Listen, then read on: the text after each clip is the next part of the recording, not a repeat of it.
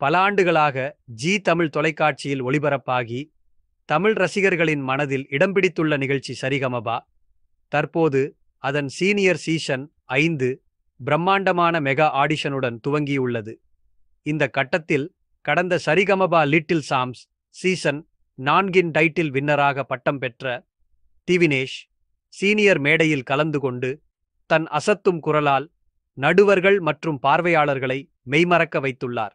மேடையில் திவினேஷின் குரலை கேட்ட சிறப்பு விருந்தினராக இருந்த ராஜேந்தர் மிகவும் நெகிழ்ச்சியடைந்து, நான் பேசும் இடத்தில் வாயடைத்து போயிருக்கிறேன்.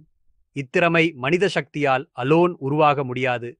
இது தெய்வத்தின் ஆசீர்வாதமே என உருக்கமாக தெரிவித்தார். மேலும் இந்த குழந்தையை பெற்ற தாய் தந்தையின் பூர்வ புண்ணியம்தான் இதற்கெல்லாம் காரணம். நீ 1000ல் ஒருவன் என்று பாராட்டிய அவர் திவினேஷிற்கு பணப்பரிசும் அளித்து தன் நன்றியை வெளிப்படுத்தினார். இந்நிகழ்வால் திவினேஷ் மீண்டும் ஒரு முறை மக்கள் மனதில் தங்கி ஜி தமிழின் மேடையில் தன்னுடைய இடத்தை உறுதியாக நிரூபித்துள்ளார்.